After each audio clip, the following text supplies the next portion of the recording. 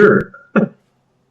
All right. I have crazy idea. I'll just record everything that we'll talk about because I'm an English teacher. So this is like valuable information for my students. Yes. Sure. I'll probably make subtitles to capture what you say. Yeah. All right. Yeah. So we just met today, dear students. Yeah. Hello. You know me. I'm the same stupid face, but this is. Can you introduce Hi, yourself? my name's Mark Filipiak. I'm from the United States. Awesome. And we met today. Yeah, we met. We've just met, and we met online in a game called Minecraft. Yes. So please explain to me wh- what does it mean to play Minecraft? What does it mean for you? How did you get to it, and why are you enjoy? Are you enjoy it? Are you enjoying it? Well, for me, Minecraft, I loved playing with Legos as a kid, the little plastic blocks that go together. And when I first found Minecraft, it was essentially a digital form of Legos, except I have to go out and find all the blocks that I want, and it adds a whole additional element to being able to build something and craft something. So instead of just having to dig through a box to find the color piece you want, now I'm going off in this vast world trying to find these weird things or craft them. Then you add in having so many other people that play it for other reasons and enjoy playing it, and it's really a enjoyable social experience. Like that's how we met today, just playing on the server together and talking. Yeah, exactly. And we are on Skype talking, and we can discuss life or Yeah, Minecraft or anything, right? You can even help me with my assessment to that I have for tomorrow's lesson. Yeah. yeah. All right. Another question. Can you describe me how is it living in America? Uh, if you take in a consideration that you've traveled all around the world. So can you describe me where you live and how does it feel? I will say that culturally, it's depending on where you're at actually in the country because the fact that we're so large, there is essentially a large divide between people that live in the more rural areas, farmlands, and people that live around the big major cities like Chicago or New York. You see such a drastic change in lifestyle and mannerisms and just everything about how the subculture works. And you almost hear it with the slangs like rednecks and stuff like that.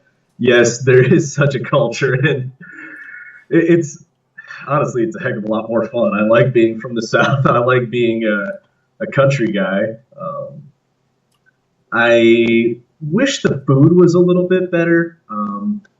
I will say, with all my traveling, I actually love the food in France. I love like just in most European countries, they take a lot more pride in their cooking um, or heck, even over in like Japan, how And the fresh food, chefs yeah? are, yeah, Yeah? the chefs are revered over there, and it's such a well-respected profession that they take such a pride in what they make. And I wish we had more of that here. Yeah. I mean, I've been to London and the food was pretty much terrible. Besides, besides stuff like fresh fruit and vegetable, but like ham, a lot of cheeses, yeah, a lot of cheese. Sorry, Yeah, um, that was kind of like disappointing. Yeah, and the supermarkets didn't even offer the vegetable and the fruit and especially vegetable in fresh form. It was all packaged like it portions is true. and stuff like that, and I hate it because it didn't taste even as good as in our own supermarkets in Czech Republic. Yeah, Well, some of that too comes with different people's just natural palates and flavors that they enjoy. And if you grew up liking something, going to anywhere else, it's a hit or miss whether or yeah. not you'll But take on what I their love flavor style is. Korean food, yeah, or Yeah. like there's no argument against that, yeah. So that's interesting. That's interesting. I went to America, and I thought that all my 3 days in New York will be about would be about eating burgers from like morning to from breakfast to dinner, but I've actually didn't have a single burger, and I had different kinds of cuisine. Like I went to Chinatown. I went to like some Arabic restaurant. I bought some food in supermarket, which was quite okay in Staten Island. We went to different kind of restaurants, and we've also bought some lamb on the street, like in a bread, yeah. And that was delicious. It was okay. It wasn't so like healthy and stuff like that, but I didn't have a single burger in New York. Despite the fact that all my life I'm like dreaming about having a burger in New York, and I'm seeing it in every TV show, like How I Met Your Mother, how they are chasing the best New York, best Yes. burger in New York. Yeah. Nope. I enjoyed lamb, meat, and beef, like the actual beef, pieces of beef with rice, the most, yeah. And I think that the burger would be a disappointment.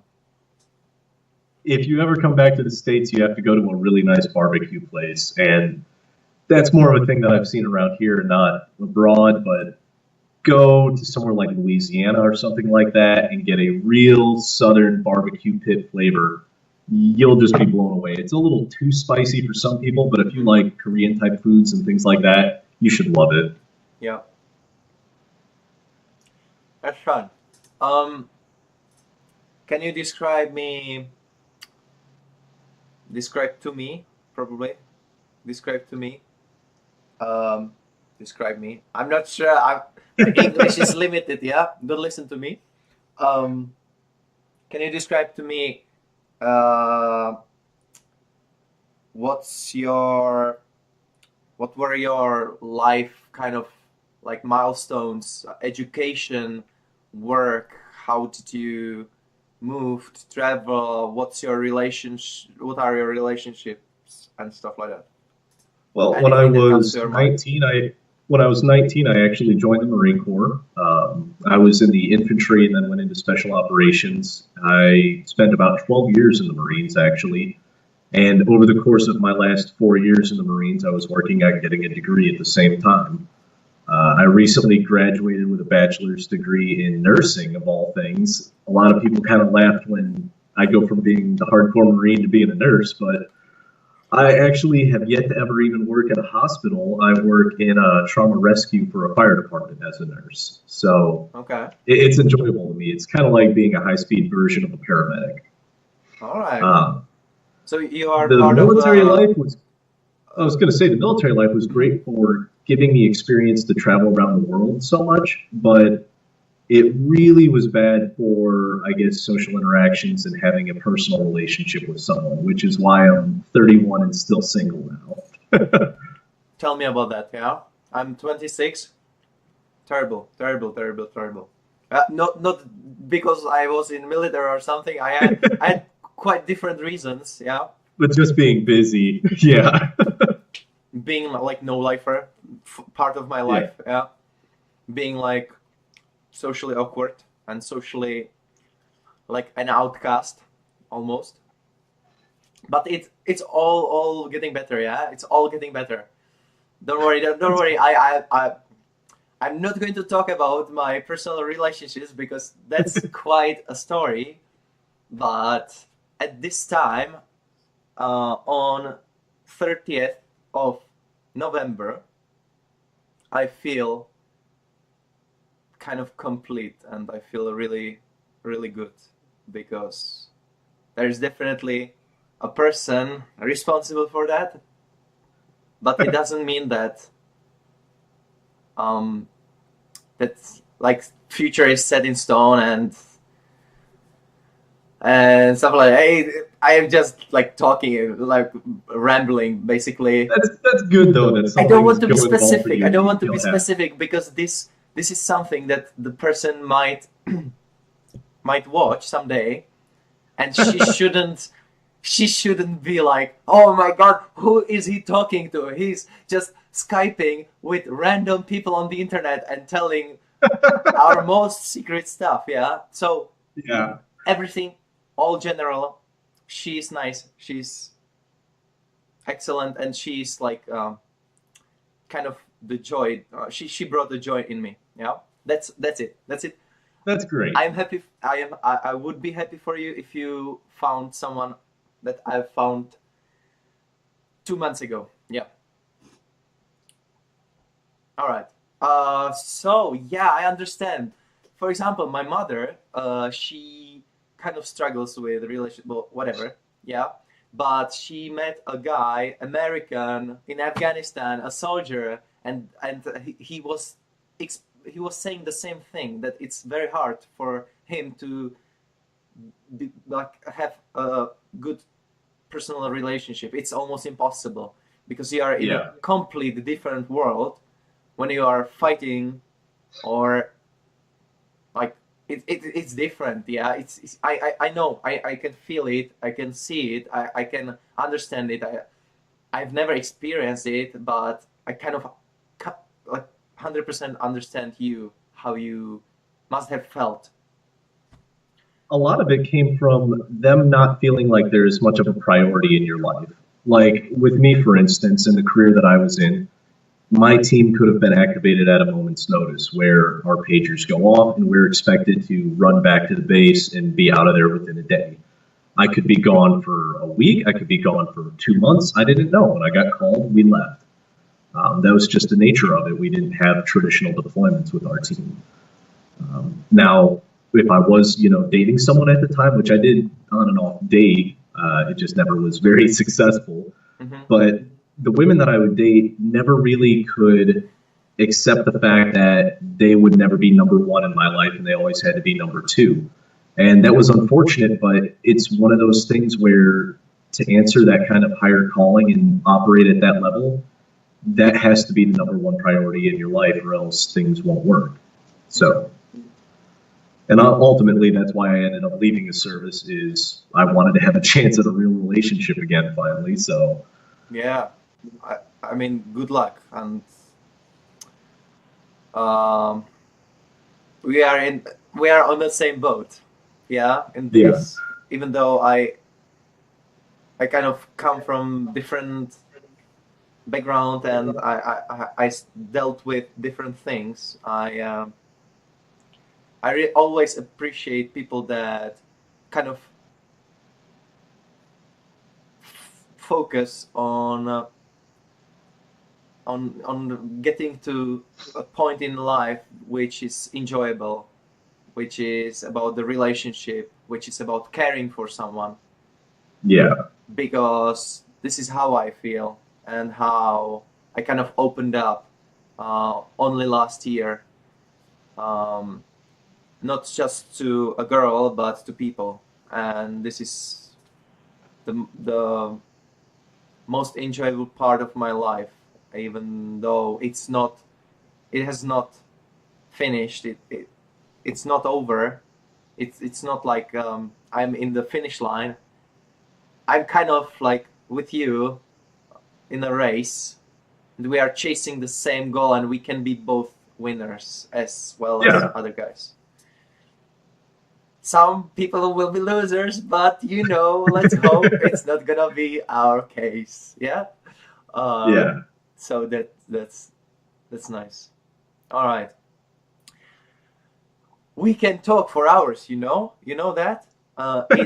It's 1 a.m. in the morning. I am waking up in like 5 hours to go to Oh, school, geez. but this is the most enjoyable thing, that is even better than a sleep itself. So don't worry about me. Yeah, don't worry about me. All We'll right. definitely do the segment that I need to do for school. But is there anything else? Where do you live? Right now, I'm actually in Southern Illinois, which is in the Midwest of the United States. Huh? Do you live in a house?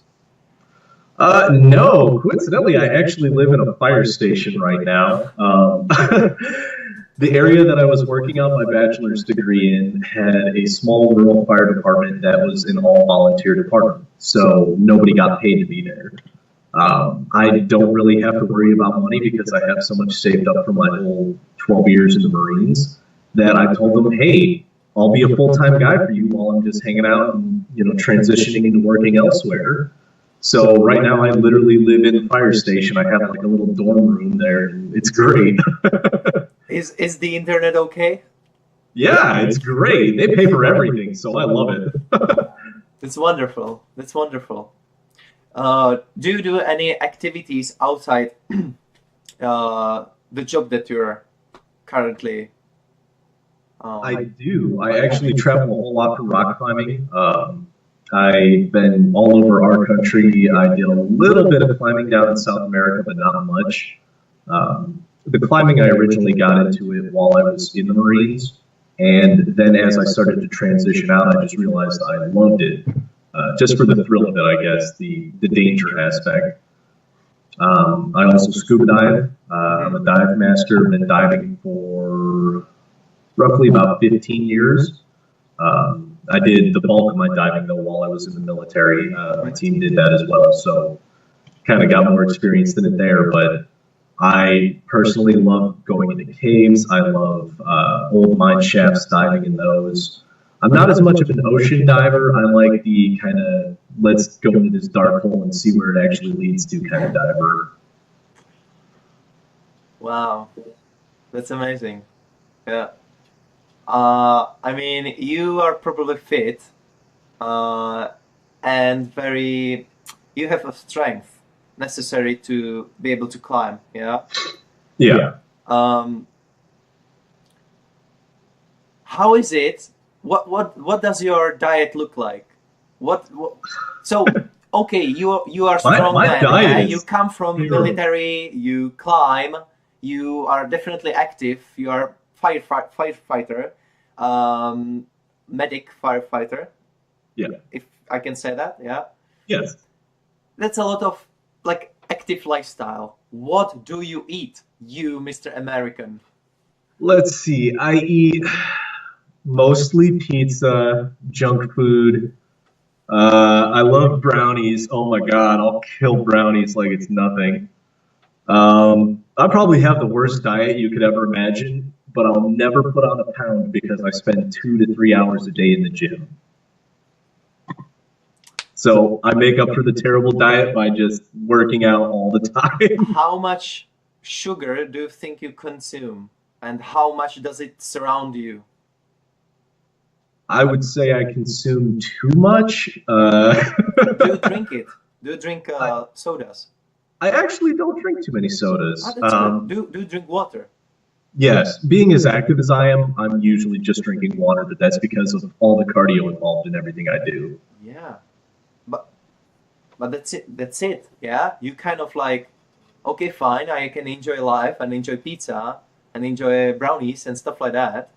But as long as you are not like addicted to sugar and like pouring like liters and Yeah. liters No, I definitely got away from that. As a kid, I was all about sodas and soft drinks. Now I've gotten away from it. Me too. Me I'll too. admit I have a thing for coffee, and I have to have a cup or two of coffee every day. But besides that, it's usually just water. That's nice. That's excellent. Fun fact: I lost 50 kilograms of weight recently, Wow. like a year and a half ago. 50 kilograms, which is a little bit over 100 pounds. Yep, 2.2. I am yeah. I am. I know the conversion. Sorry. I am very tall guy. Yeah. I measure like 6 feet 4 inches. Is that inches? Yeah. 6 feet. Yes, 6 feet. Yeah. And 4 inches. I when I was in England, I was trying to take the centimeters, which is 194 in Europe in our system, metric system, yeah, and try to like explain to the guys how big, how tall I am, yeah, and they weren't able to understand centimeters, so I had to translate it to their measurement Yeah, it's system. for most Americans, it's very hard to understand the metric system. Yeah. Do you master Kilometers it? we Do you understand. understand it yourself? Uh, well, I would say I understand it quite a bit just from my travels. Mhm. Like being in Afghanistan, like I was for so long, just with work, I got used to dealing in the local markets with a lot of people, and so I just understood the terminology. Like that's where if I wanted to get something, I would say in kilos or something like that instead of in pounds. Mhm.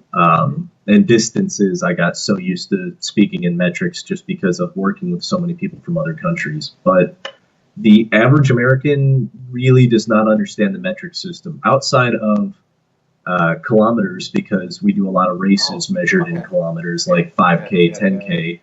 But outside of that, most Americans don't understand the metric Yeah, system. I actually made a mistake. I weigh I used to weigh over 300 pounds. 308 was my peak. Peak. Yeah, Yeah. The yeah, yeah, the peak, yeah. How far I've got, yeah. Um, terrible lifestyle.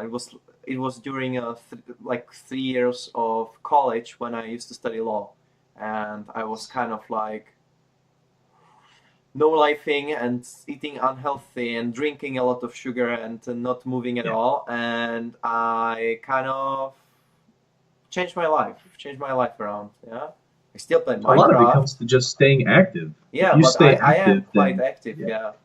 And even though when I'm not that active, I don't skyrocket my way, yeah, because I don't drink anything but water. This is my Good.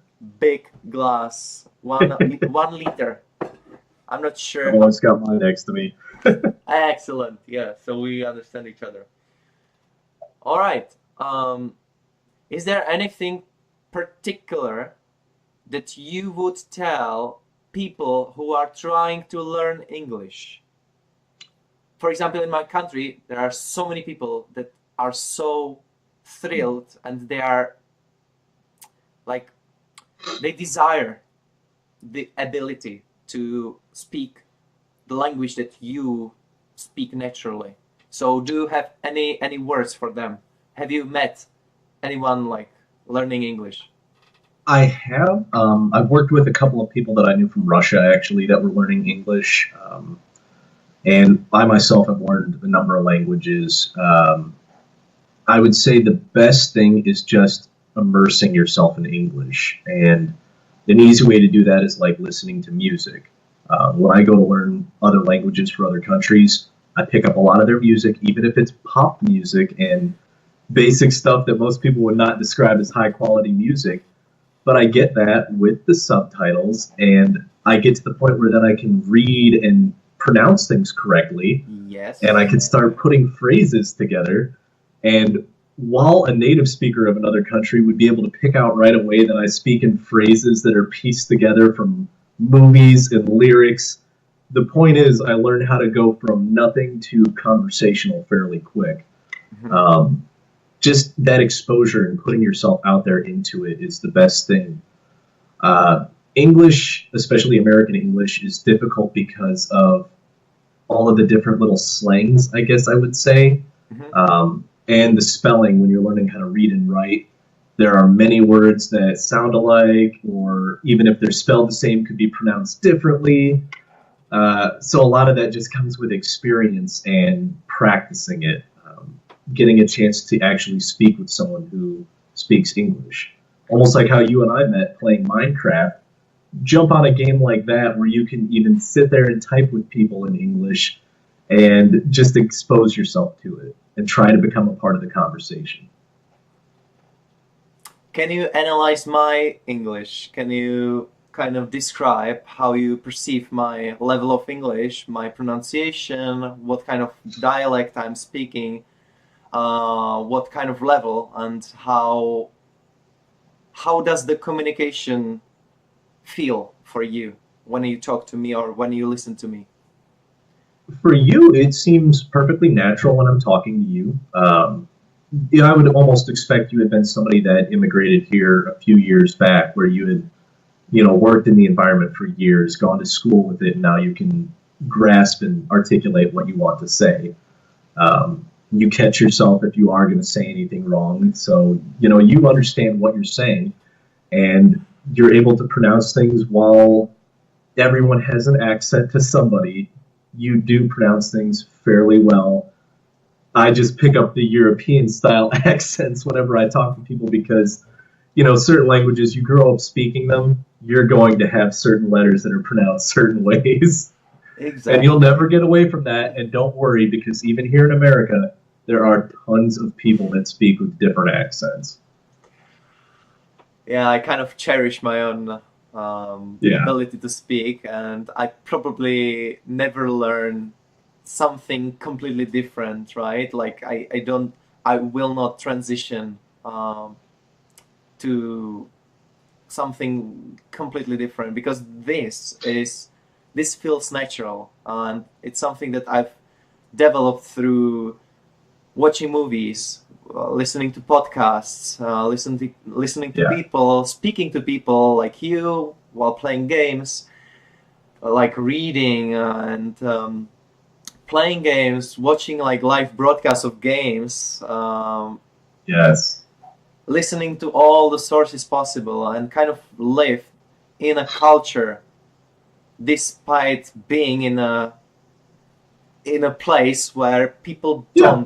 don't even come close to your language, because most of people, they don't really uh, immerse, as you said, Yes. immerse. Is it immerse? Emerge? Yes. Immerse. So Immerse it's you themselves. immerse yourself in the Yes, language, yes, and yes, yes, yes, we yes. call it immersion training. That's actually how most of my languages I initially was taught when I was in the military. Hmm. We would go to class for a couple of weeks learning basics, and then they would send us somewhere that actually speaks it for immersion training, Hmm. where we are immersed in that language. All right. Let's get a little bit deep in your military background. Yeah. Okay. Uh, I am not like going to touch on the classic like, oh, how does it feel to be there now? There, you're here, and you need to live your life and continue. Blah blah blah. No one cares. Yeah, we've already heard way too much about soldiers having it hard, adjusting. Yeah, the vets, your vets, American vets. Yeah. It's like the one of the biggest issues. That's all nice, yeah. But still, I would wonder, how is it when you created some tight friendships among your like mates, soldiers? Yep. How does it transition to your life that is now? How did it transition? A lot of us are actually still friends. While I don't live close to many of the people that I was in the service with, we all stayed very close through Facebook, of all things. Um, when most of us started transitioning to other units after our first initial 5 years, we created a Facebook group where we all joined to it. So all the time, every week, people are posting things, giving each other updates of what we're doing, because it is such a family type bond that you form with those people. So those bonds never go away. And it's something that I wish I felt more of in the civilian world with people, Mhm. but nothing quite pulls friends together than being in such a life or death situation with someone and having to trust them to that level. How intensive was it? Like you cannot be in constant struggle and fear. yes, you probably, there are parts in your while you are in a service, when you are in these kind of situations, and when you kind of like are in danger, and there are so many things that can go wrong, and there are so many things that you cannot like kind of like process correctly for a long time. But there's plenty, I believe that there's plenty of space where you kind of don't fight for life and you don't struggle. Can you describe me what are these cases, what are the situations when you are okay, you are in the military and everybody pictures how you are constantly fighting with someone or against someone, yeah, but can you Yeah. describe me more like the the, the normal part of the, yeah, the casual, Yeah. the no So stress, no danger part? for the normal day to day, the team that I was in, we did travel quite a bit, but most units, at least in the Marine Corps, have about a 6 months at home, 6 months deployed cycle. And while they're in those 6 months at home, you are training, you're getting new people that join the unit ready to deploy with you. You're essentially living in barracks that are fairly similar to college dorms. Mhm. Just they don't look as nice. They're most likely built in the 50s. Oh, But if you take the most loud, obnoxious, heavy drinkers you could imagine, make them all perfect friends, and then throw them all into a living situation together, that's what the barracks is like. We were always like in the field Monday through Friday. So when we would come home to the barracks on Friday night, it would be a nonstop party from Friday to Sunday of just let's all drink, let's party, let's go out and do stuff and have fun.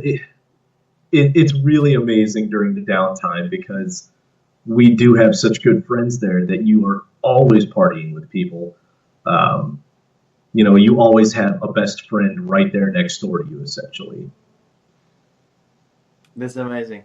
Yeah, I think that's the part that is kind of like hidden from most of people's opinion. Yeah, I feel Yeah. that people are drawn to military not just to serve their country, but to meet people of similar kind of like approach to life, and kind of that they want to be together and experience things together, and kind of like, I've seen a lot that joined because they're looking for that sense of family or that sense of belonging. So you see a lot of people coming from either broken homes or bad family situations, and they join because of that. And then I would say the other big bulk majority comes from the patriotism side of it, where they're joining because of a sense of duty or they feel a calling to be in the service. That seems to be the two biggest things. And the good thing with that is those two groups tend to mesh very well together. okay, all right, interesting. What about the hierarchy? How, so military is known for hierarchy. There is a lot of like leadership and like division of power or responsibilities among ordinary people as well, especially in professions, yeah, and then Yep. in companies and stuff like that. But can you describe me how is it to have someone under and have someone above you, and how kind of a person who doesn't experience it can kind of look at this kind of hierarchy, and how do you perceive it? Well, the biggest thing for our hierarchy is that we focus on there only being a certain number of people that any one person can effectively control and lead. So when you look at that, we've done studies and we figured out that The ideal number for someone to lead is between 3 and 6, depending on how long they've been a leader and what kind of experience they have. So, starting at the smallest level in the Marine Corps of just being in a squad, you have 3 fire teams, each made up of about 4 people. So, each one of those fire teams has a fire team leader. Those 3 fire team leaders report to the squad leader, who then is in charge of 3 fire team leaders. So it's always you only being in charge of actually 3 or 4 people, and then it just pyramids out to being able to control a wide span of people through that pyramid. Um, like my last position for myself, I was a company gunnery sergeant, which is for the unit I was in, the second highest enlisted person for the unit. Now I had 5 platoon sergeants, but we had over roughly about 130 people in the unit. So while I had the 130 technically below me that worked for me, I also only really interacted with about 5 to 10 of them on a daily basis. The majority of them I never dealt with. I just gave orders to their superiors and they enacted it the way they needed to. At the same time, though, you will almost always have somebody above you that you take orders from and then interpret and enact upon. So as long as you follow that structure and not keep it so much of the broad spectrum of, oh, I have to control all these people. When you think of it as small groups and you manage your people that way, it is a much more effective leadership structure. And you don't feel overwhelmed because you really only would have 1 person directly or 2 people directly over you. And then the others are technically not your leaders, they're someone else's leaders. It's like you wouldn't see a squad leader from one squad going and chewing out or yelling at someone from another squad when they screw up. That squad leader would go and talk to that other squad's squad leader. You don't go after somebody else's guy, so to say, Okay. because that's not your territory. I think that is like very applicable to life and how it should kind of work among people and in like Yeah. a professional level. Yeah, I think that's like a really good structure. If I think about it, because I don't think that even people who feel that they need to control and that they have an ability, for example, they are skilled to do this kind of job, to control people and to kind of guide them. Yeah, Yeah. I think that they also need some kind of guidance or kind of like Yes. someone looking over them. Yeah, and it's not just calling like picturing the structure that okay he has ultimate truth, this guy has a little bit less truth, and this guy needs to listen all the truth of these other guys. Yeah, but it's more like creating a unit and multiple units that okay they have like this kind of structure, but Yeah. still they work efficiently, I guess, because if I th- if I had an opinion about military is that it needs to work efficiently and it Yes. needs to have an efficient structure, and what you're saying and describing seems like you are on something. Yeah, you are doing the right thing, and it's clearly working. In most of the cases, I don't think that it needs like kind of change, right? Do you feel that there could be some kind of improvement or Honestly, I don't think there could be much of an improvement on the structure. I feel like what we have going right now, there's been so many years of it developing to the point that it's at, where it was hardened and it was smoothed out, so to speak, Mhm. through years and years of different wars and conflicts, to where we boiled it down now to a good structure and what works, or at least it works for us. yes? It might not work for everyone, but it works Yeah, for us. yeah.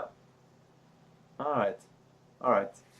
Interesting insight. Yeah, interesting insight. I like that. On a different, completely different notes, is there anything from American culture that you follow, watch, that you really like? Because there are so many things from America, not just like big blockbuster movies. Yeah, I'm talking about more like creative people and people that are putting a lot of effort into something, and they come up with something that um, that influences me, that teaches me, that helps me grow. Yeah, I've learned so much, not just the language, but even some kind of thinking of certain people. Uh, I will say that I don't so much enjoy the political side of how people have developed things, but I love the political philosophers, so to speak, where now we have almost a whole, segment of our education system that is political science and them just figuring out how to interpret previous teachings, like when people talk about different rule systems like utilitarianism and things like that, having people that spend their entire careers just dedicated to figuring out what is right, what is wrong, mhm. how all of that plays together, and what would work best. I love people that just debate politics and not in the sense of, I think this would be a good idea because, no, I don't like that. I like people who are very independent about it and who think rationally about it Who and are give thinking sound about it? reason. Yeah, more Yeah, like saying what's right and wrong. yeah. Yeah, because I love it that we do have several people, just more prominent figures that are not involved in politics uh-huh, that speak politically, and that's what I love. yeah, yeah. I mean, there's almost never the right answer. There's there are always so many answers, but Yes. some answers are better than other, and only a person who really thinks about stuff critically and kind of has an insight and kind of objectively stands out of like mass media and influential people that are like feeding them with information, and if the person can think critically and speak for his own or her own, then those kind of people I also appreciate a lot. Yeah, I have to admit that in my country, I just don't care about politics at all. I used to like it when I was younger. Okay, probably it makes sense, and it's like my patriotic duty to care about country. But to be honest, I don't even know who is the prime minister. I only know that we have a president who is a drunk and who is made fun of like in every case possible, every time. And there are many people like that here too that really don't care for it. Yeah, it's something that, at least around the United States, people start to care more about it when it starts to affect them more.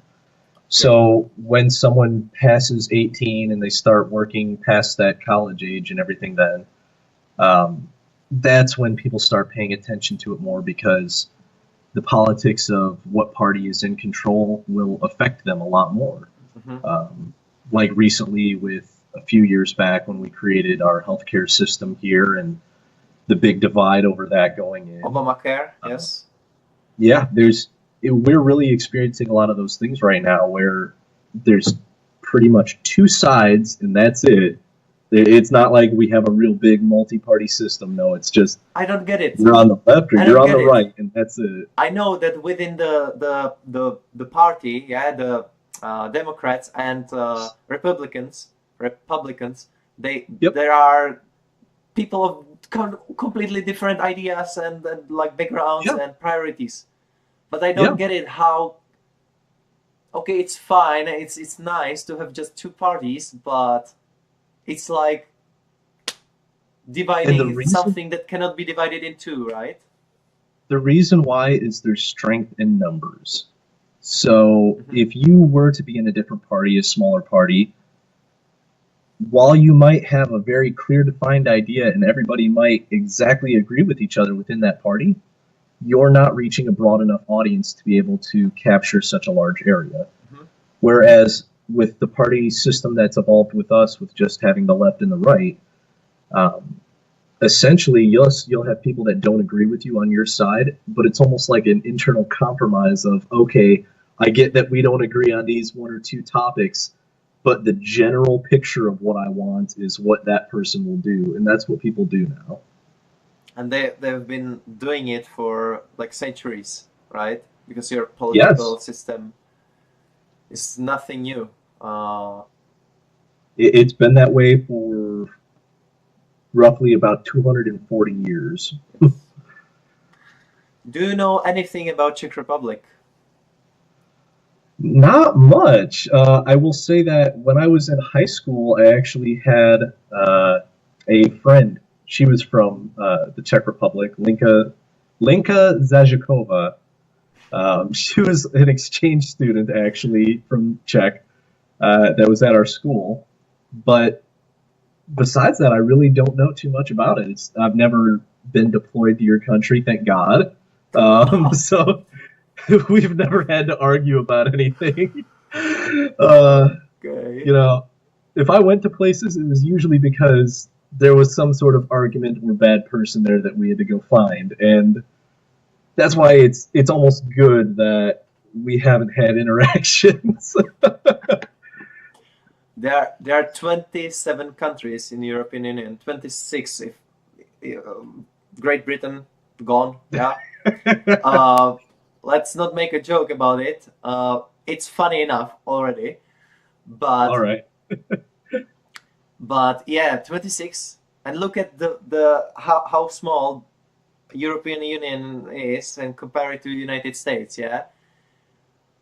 You have 50 states and I can name like half of them, and I have no idea how, how to characterize Ohio, Massachusetts, or whatever, except like maybe Florida and New York because they are so influential and so different, or maybe like, yeah, Florida and New York. Texas is definitely like very kind of specific, yeah. Yeah, Texas is a very prominent state where everybody knows about Texas, really. Yeah. Um, then what's San Francisco and Los Angeles is Oh, in California? California, Cali, of course, California. Yeah, that's also. But what about Utah? I have no idea. North Well, Dakota. Yeah.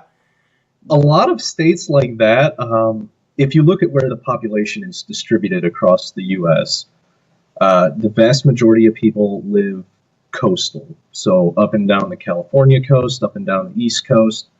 That's just where the more centralized areas are.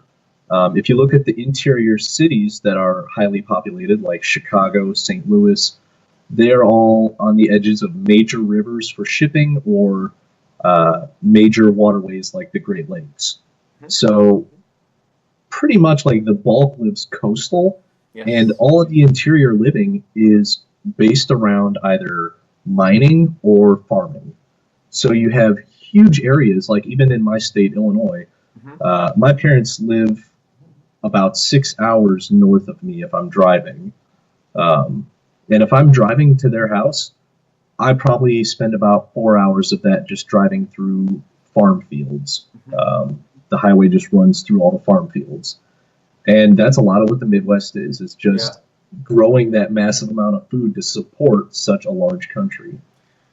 It's a continent. I okay. Sorry, Canada. Sorry, Mexico. Yeah, but United States clearly has the biggest population. Kind of.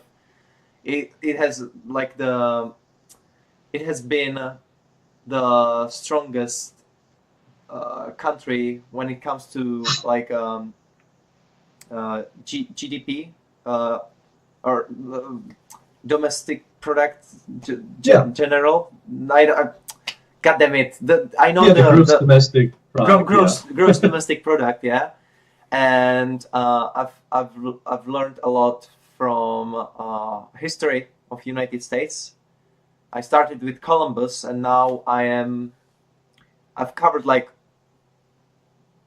every century. Okay, fine, 19th century, yeah, all the things like related to that.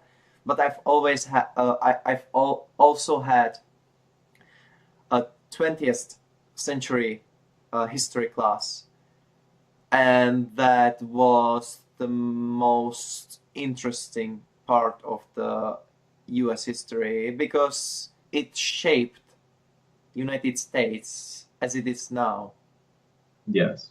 and how people got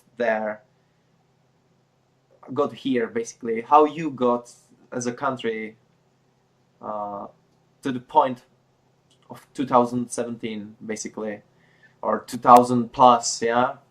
Yeah. And there are so many things that are like there are also so many things that are very similar to our history, because there were we had communists and you had McCarthyism, yes. Yep. And the fear and like mistrust and like kind of like mass no, it's not just influence, it's bad influence. It's like scaring off people and like I think every limiting country their really- freedoms and suppressing them, yeah.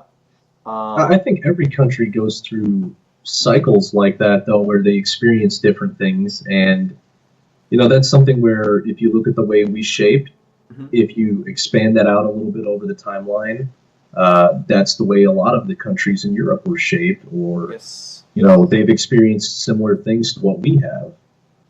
Well, I have some kind of feeling that like the United States specifically were like immigrants from Europe, mostly the first Yes. hundreds of years. So they brought they left some problems behind, but they kind of found out, okay, this is not just a happy land and stuff.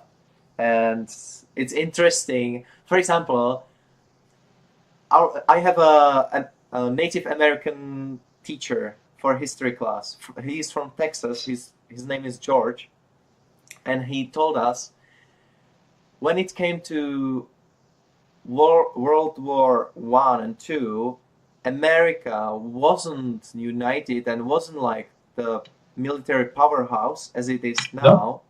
It was complete opposite. People didn't even know if they should like even deal with that, because they had their own problems. You had your own problems in your country at the time of the world wars, especially the second one. Yeah. And And you were really- forced to kind of start playing the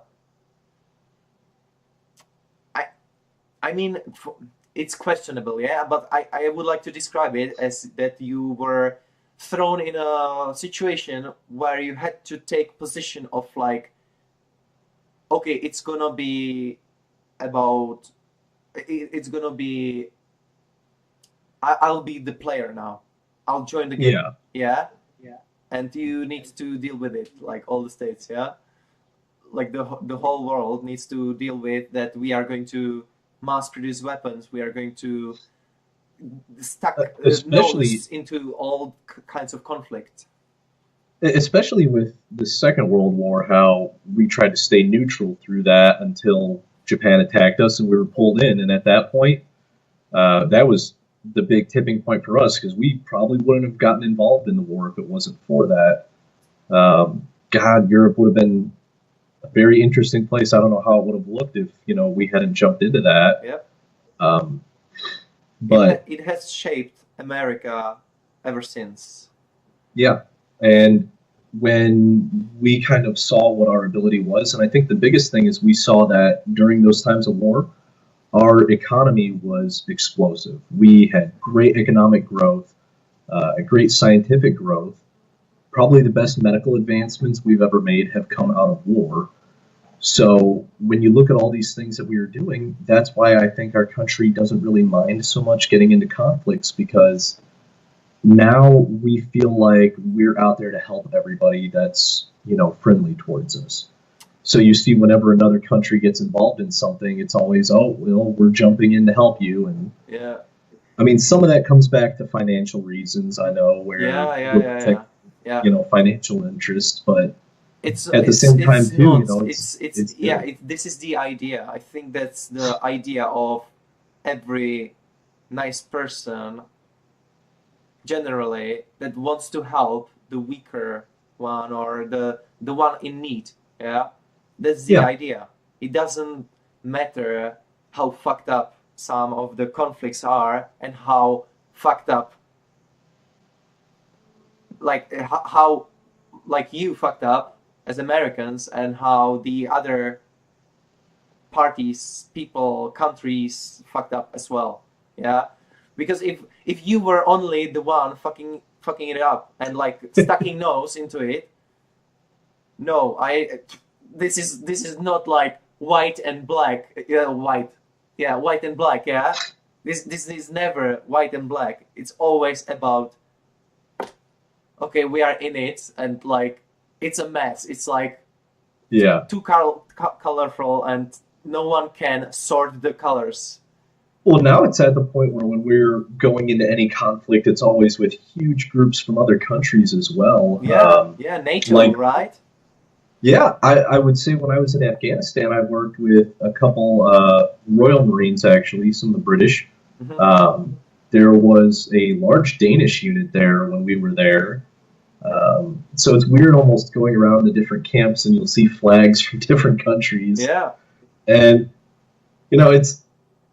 it's definitely that way now to where I think anytime we go to get involved in something now, it's either because other people are already involved in it and they want us to help, or we're getting involved in something to take the lead so other people will jump in. And it's good that there's so much teamwork, I guess I would say, between a lot of the nations now, yeah, but at the same time, I mean, there is still quite a bit of conflict that needs to die down. yeah, I mean, heck, technically, we're still at war with Korea just because that was never finalized. It's only a ceasefire that's been on for 50 or 60 years. yeah. That needs to end. Oof. Like I've read a lot of about Syria conflict and ISIS and Yeah. stuff. That has already been like 80 fucking years, right? Well, even a lot of the conflicts that we got in before, And it's ones it that started with started way French before. occupation, not you, Yeah. Or like your when we're country. even looking when we're even looking at like how Afghanistan we recently started rolling our troops back out of. Afghanistan, before we were ever there, the Russians were there. And they were over there dealing with the Taliban when it started, I think. And, Yeah. it's the regions that we've been in have been known for a lot of conflict, at least. Hmm. And that's kind of something that I've noticed, at least with the different places they've sent me to, is there's certain areas of the world that just seem to always have conflict in some form or another going on. And I don't really know why. I mean, I don't know if it's just like cultural differences, like two cultures bordering each other that hate each other, Hmm. or what, but I don't know. There's a lot of fighting. Yeah, you've experienced it firsthand, uh, and you could say like anything, and it really comes from your experience and how you kind of shaped over the years of service and over the oversee you can see through a lot of things because if it was all about like, okay, let's fight because we need to show how strong of a country we are. That's not doesn't feel like the case. No. Well, a lot more of what I dealt with, like, it wasn't so much of trying to show that we're strong, but like if you look at Afghanistan, for instance, when I was deployed there, we reduced the opium output from the Nawa district by about 90%. And people around your area might have noticed this because Nawa actually supplies, or at the time supplied, well over half of Europe's opium. So yeah. The European market for those drugs completely dried up for a while there until they started sourcing from other areas. But us being involved there was doing global efforts like that. Also, while we were over there, we really, after the first 2 or 3 months, didn't do much actual fighting. We did a lot of other building projects, like we helped get a couple of bridges put in. Infrastructure, yeah.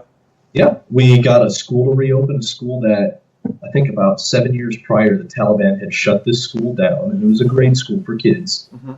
And beautiful building and everything, just completely empty, no desks, nothing.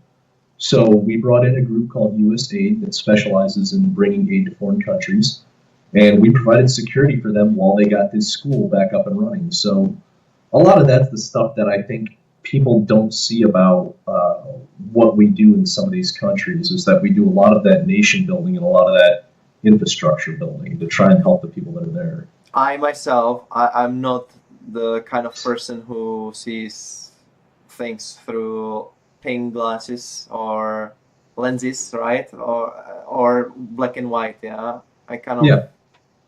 I understand. It doesn't surprise me. It really, it